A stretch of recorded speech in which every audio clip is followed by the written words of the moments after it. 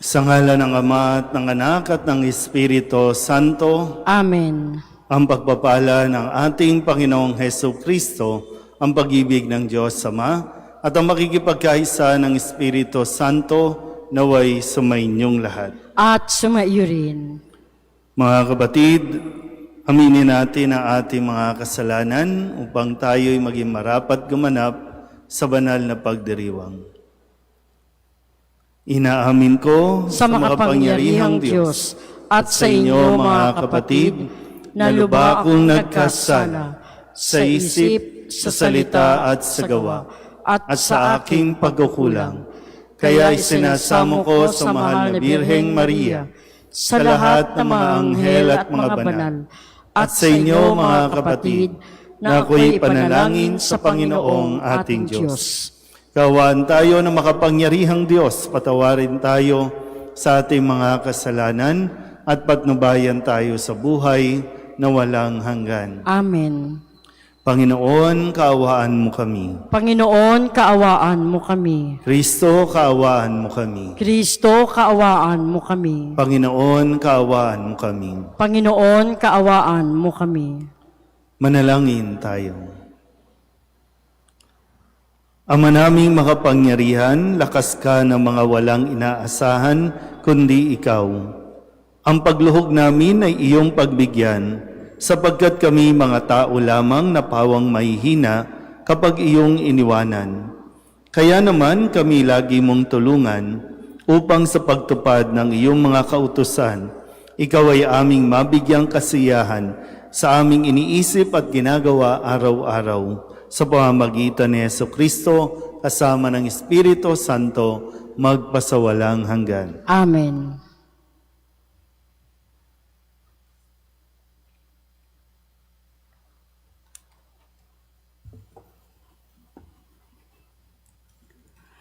Pagbasa mula sa ikalawang sulat ni Apostol San Pablo sa mga taga-Korinto. Mga kapatid, yamang kami mga katulong sa gawain ng Diyos. Ipinamamanhik namin sa inyo na huwag ninyong sayangin ang pagkakataong ibinibigay sa atin ng Diyos, sapagkat sinasabi niya, sa kaukulang panahon ay pinakinggan kita. Sa araw ng pagliligtas, sinaklolohan kita. Tingnan ninyo, ngayon na ang panahong nararapat. Ngayon ang araw ng pagliligtas. Iniwasan kong makagawa ng anumang ipagdaramdam ninuman upang hindi mapulaan ang aking paglilingkod. Sa halip, ipinakikilala ko sa lahat ng paraan na ako'y lingkod ng Diyos. Sa pagtitiis ng kahirapan, kapighatian at mga kagipitan, ako'y hinagupit, ibinilanggo at binugbog. Naranasan ko ang magtrabaho ng labis, ang di matulog magdamag, ang di kumain ng ilang araw. Ipinakilala kong ako'y lingkod ng Diyos sa pamamagitan ng malinis na pamumuhay, kaalaman, pagpapahinuhod, kabutihang loob. Ganoon din sa pamamagitan ng Espiritu Santo, tapat na pag-ibig, tapat na pananalita at kapangyarihan ng Diyos. Ang katwiran ang siya kong sandatang panlaban at pananggalang. Naranasan kong parangalan at siraang puri, laitin at papurihan. Ako'y itinuring na sinungaling, gayong katotohanan ng aking sinasabi. Ako'y itinuring na di kilala kahit kilalang kilala. Halos mamamatay na, ngunit malakas na malakas. Kahit ako'y pinarurusahan, hindi ako namamatay. Inaring hapis na hapis, gayon may laging nagagalak. Mukhang mahirap, ngunit nagpapayaman sa marami.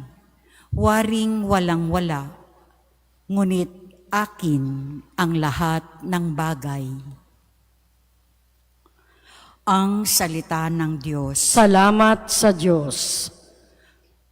Ang Diyos na rin ang naghayag ng handog niyang pagliligtas. Ang Diyos na rin ang naghayag ng handog niyang pagliligtas.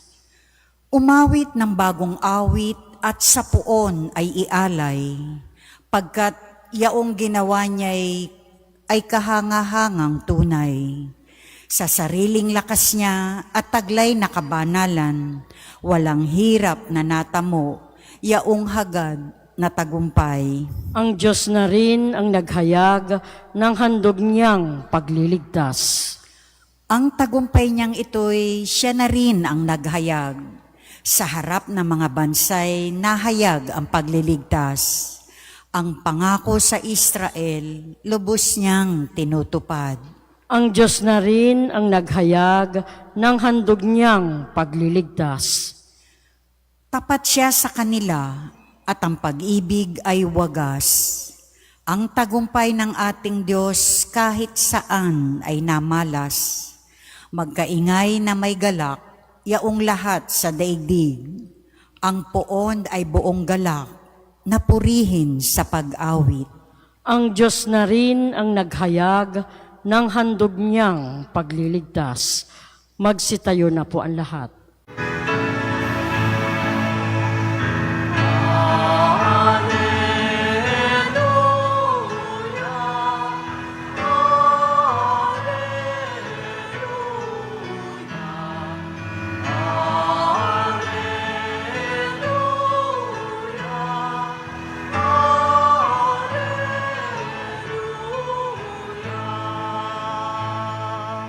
Sumainyo ang Panginoon. At sumaiyo rin. Ang mabuting balita ng Panginoon ayon kay San Mateo. Papuri sa iyo, Panginoon. Noong panahong iyon, sinabi ni Jesus sa kanyang mga alagad, "Narinig ninyo na sinabi, mata sa mata at ngipin sa ngipin. Ngunit ngayoy sinasabi ko sa inyo, huwag ninyong labanan ang masamang tao. Kung may sumampal sa iyo sa kanang pisngi, iharap mo pa sa kanya ang kabila. Kung ipagsakdal ka nino man upang makuha ang iyong baro, ibigay mo sa kanya pati ang iyong balabal. Kung sapilitang ipapasan sa iyo ng manlulupig ang kanyang dala ng 1 kilometro, pasanin mo ito ng 2 kilometro. Magbigay ka sa nanghihingi sa iyo at huwag mong pahindian ang nanghihiram sa iyo." Ang mabuting balita ng Panginoon. Pinupuri ka namin, Panginoong Hesukristo. Ngayon po ay Lunes ng ika-11 linggo sa karaniwang panahon. Meron po tayo narinig mula sa Ebanghelyo ni San Mateo na sinabing, narinig ninyo na sinabi, mata sa mata, ngipin sa ngipin. Ito po ang, kumbaga, batas na sinusunod ng mga Hudyo noon. Kaya nga ngayon, sabi ni Jesus, ngunit ito ang sinasabi ko. Ito ang sinasabi ng iba, ng tao, pero ito ang sinasabi ko sa inyo. Kadalasan, kung anong sinasabi ni Jesus, hindi natin pinakikinggan. At ang sinusunod natin at pinakikinggan natin, ang sinasabi ng tao. Yung tinatawag nating law of talion. Talion, no? Mula sa salitang retaliate, batas ng paghihiganti, gumanti ka. At noon talagang may batas na kapag napatay mo ang baka ng iyong kapitbahay, ang kapitbahay mo papatayin din ang baka mo. Yun yung batas. Kaya nga retaliate, revenge, paghihiganti. Kaya lang, hindi na matatapos ang gantihan kung patuloy na paiiralin ang ganitong batas. Kaya nga kung literal, mata sa mata, ilan na sa atin ang bulag. Ngipin sa ngipin, ilan na ang bungal sa atin ngayon. Pero, di ba? Seryoso ito, pero hindi natin ito siniseryoso. Kaya nga, ito ang sinasabi ko. Kapag may sumampal sa iyo sa kanang pisngi, ibigay mo pa yung kabila. O uwian na. Kasi hindi, Father, hindi pwede yan. No? Kaya nga pag minura ka, murahin mo din. O hindi natapos yung murahan. So alin ba talaga ang pakikinggan natin at ano ba talaga ang sinusunod natin? Gantihan tayo ng kailangan tayong gumanti. Dapat tayong gumanti. Ang sabi ni Jesus, wag na. Wag tayong gumanti kasi hindi matatapos yan. Kailangan, at least sa atin, tapusin na natin. Kung pag sinampal ka, ngayon lang naman masakit yan, bukas wala na yan. Kaya lang, kung iisipin mo nang iisipin yung kailangan, makaisa din ako Kaya araw-araw inaabangan mo na lang Araw-araw inaabangan mo kung ano ipopost niya kasi kailangan makapag-comment ka din Ay, hindi pwedeng siya lang ang magko-comment at magbabas sa akin. Dapat ako din.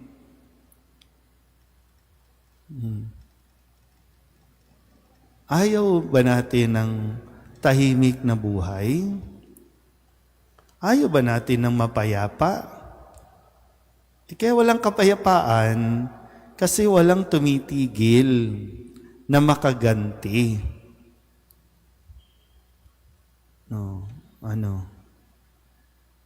Hindi, huwag na tatapusin ang misa to. Mag-uwian na po tayo. Di ba? Kahit nga dito sa simbahan natin, sa parokya natin, pag tinanggal ka, di okay. Pag umalis yung pare, bumalik ka. Kaya hindi natatapos din ang kaguluhan sa ating parokya. Kasi kapag may tinanggal, ay hindi titigil yan. Hanggat hindi nakakaganti. Sisiraan din yan ng iba. Kaya yung iba naman, sisiraan din ito. Hindi tayo natatapos. Pero lahat tayo, ay, praise Lord, Amen Lord, Amen.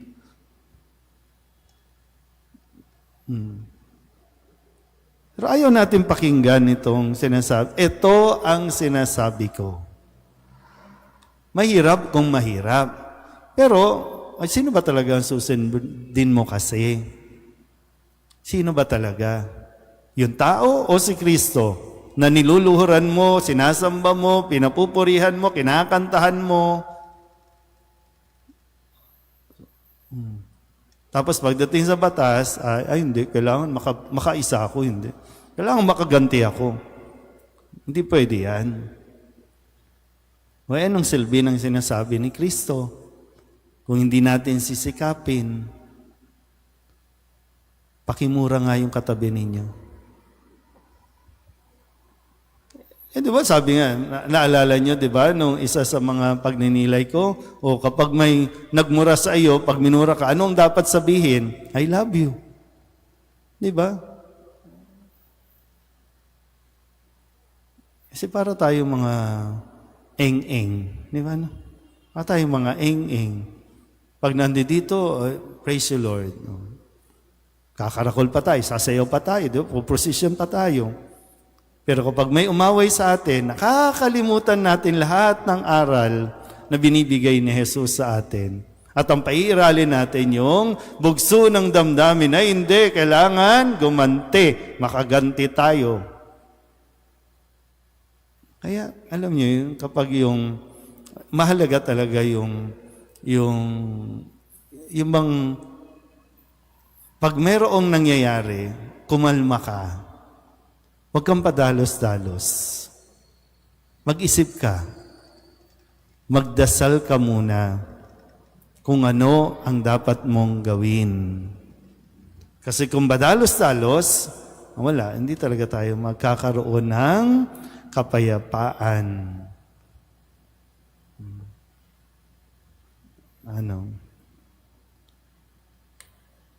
Hindi talaga tayo matatapos dito. Kasi ayaw natin intindihin. Mabubuhay lang tayo sa sama ng loob.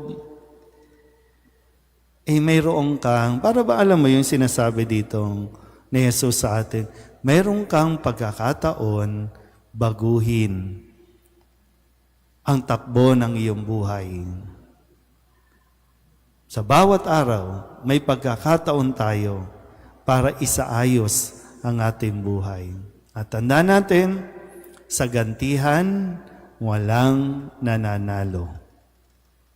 Lahat masasaktan, lahat mabibigo.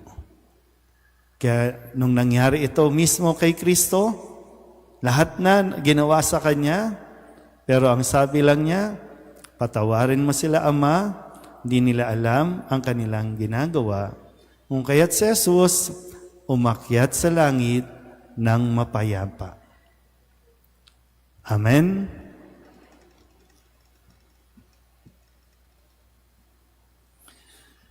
Napakabuti sa atin ang ating mapagmahal na Ama. Manalangin tayo sa Kanyang mahabaging pag-ibig na nagbunsod ng ating mabuting pakikitungo sa ating kapwa.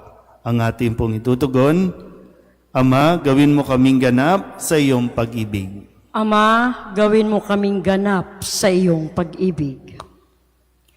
Bilang bayan ng Diyos, naway maisabuhay natin ang batas ng pag-ibig ni Kristo. Manalangin tayo sa Panginoon. Ama, gawin mo kaming ganap sa iyong pag-ibig. Ang ating mga kaaway, maging yaong mga nakasakit at nakagawa sa atin ng masama sa anumang paraan, naway mapatawad natin. Manalangin tayo sa Panginoon. Ama, gawin mo kaming ganap sa iyong pag-ibig. Atin nawang maiwasan ang pagkakahiwa-hiwalay at pagkamakasarili para maiwaksi ang kasamaan sa pamamagitan ng paggawa ng kabutihan. Manalangin tayo sa Panginoon. Ama, gawin mo kaming ganap sa iyong pag-ibig. Ang mga pinaging manhid na ng pagkakasala, naway hipuin ng Espiritu ng Panginoon upang magbalik loob sila at magbagong buhay. Manalangin tayo sa Panginoon. Ama, gawin mo kaming ganap sa iyong pag-ibig. Ang ating mga mahal na yumao, naway ligtas na maakay pauwi sa piling ni Kristo. Manalangin tayo sa Panginoon. Ama, gawin mo kaming ganap sa iyong pag-ibig. Idulog din natin sa Panginoon ang ating mga personal na kahilingan at mga panalangin para sa ating mga pamilya, kasama din ang mga kahilingan ng mga nanonood sa online. Lahat ng mga misang pasasalamat, special na intensyon, agarang paggaling ng mga may sakit, at ang lahat ng mga kaluluwa na inihiling na ipagdasal sa misang ito.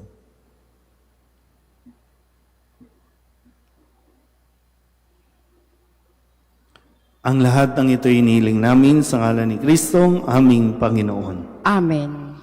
Kunin at tanggapin ang alay na ito,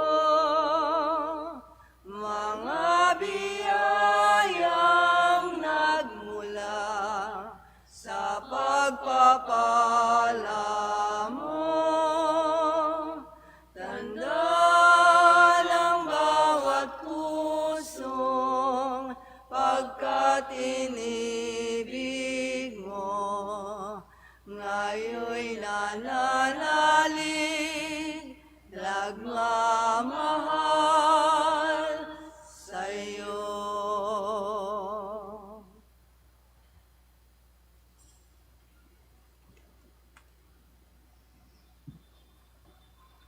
Manalangin kayo mga kapatid upang paghahain natin ang kalugdan ng Diyos amang makapangyarihan. Tanggapin nawa ng Panginoon itong pagkahain sa iyong mga kamay, sa kapurihan niya at karangalan sa ating kapakinabangan at sa buong sambayanan niyang banal. Ama naming lumikha, kami ginawa mong may angking katauhan na dapat pakanin at pangalagaan at iyong dinudulutan ng banal na pakikinabang. Ipagkaloob mong kami huwag magkulang sa mga iniuukol mo sa aming kapakanan. Sa pamamagitan ni Jesucristo kasama ng Espiritu Santo, magpasawalang hanggan. Amen. Sumainyo ang Panginoon. At sumaiyo rin. Itaas sa Diyos ang inyong puso at diwa. Itinaas na namin sa Panginoon. Pasalamatan natin ang Panginoong ating Diyos. Marapat na siya ay pasalamatan. Ama naming makapangyarihan, tuning ang marapat na ikaw ay aming pasalamatan. Sa iyong paglingap at kagandahang loob, ang tao'y nilikha mo at pinangangasiwa sa sansinukob. Sa hangad mong siya'y iwastong lubos, siya'y pinagdusa mo sa kanyang pagtalikod. Sa iyong paggiliw, iyong pinahintulot na makabalik siya sa pamamagitan ni Kristo Jesus. Kaya kaysa ng mga anghel na nagsisiawit ng papuri sa iyo, na walang humpay sa kalangitan, kami nagbubunyi sa iyong kadakilaan.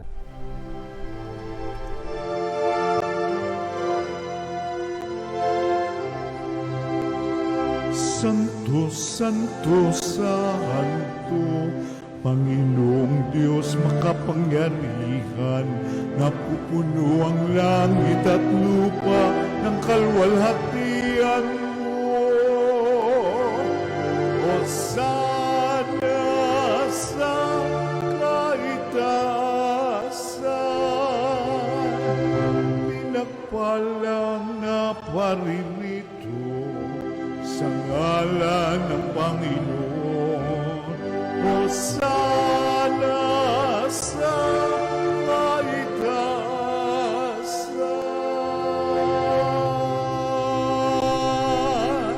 Ama naming banal, ikaw ang bukal ng tanang kabanalan. Kaya't sa pamamagitan ng iyong Espiritu, gawin mong banal ang kaloob na ito upang para sa aming maging katawan at dugo ng aming Panginoong Hesu Kristo. Bago niya pinagtiis ang kusang loob na maging handog, inawakan niya ang tinapay, pinasalamatan kaniya, pinaghati-hati ni iyon, iniabot sa kanyang mga alagad at sinabi, tanggapin ninyong lahat ito at kanin, ito ang aking katawan na ihahandog para sa inyo.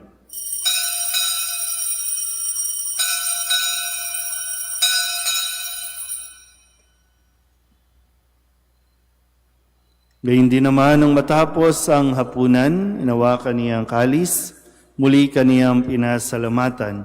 Iniabot niya ang kalis sa kanyang mga alagad at sinabi, tanggapin ninyong lahat ito at inumin.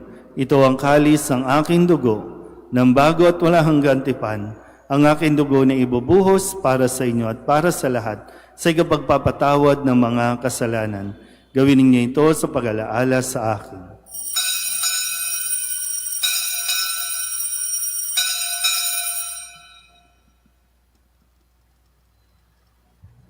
Ipagbunyi natin ang misteryo ng pananampalataya. Si Kristo'y namatay, si Kristo'y nabuhay, si Kristo'y babalik sa wakas ng panahon. Ama, ginagawa namin ngayon ang pag-alaala sa pagkamatay at muling pagkabuhay ng iyong anak.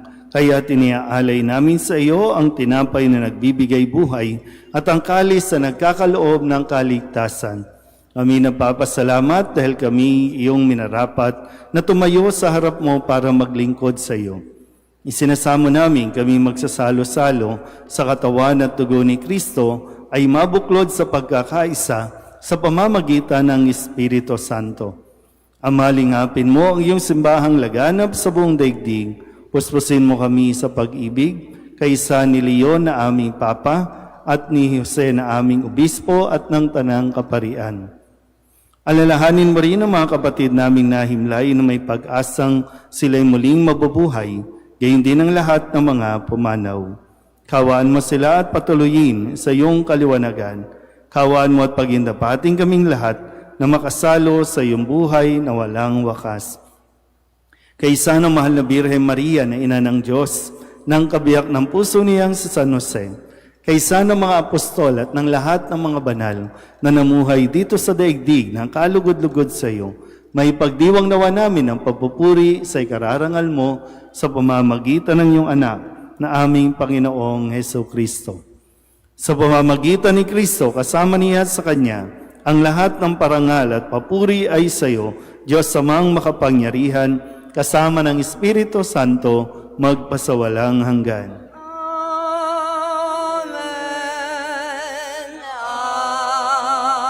Amen. Amen. Amen. Sa tagubilin ng mga nakagagaling na utos at turo ni Jesus sa Panginoon natin at Diyos, ipahayag natin ang lakas loob.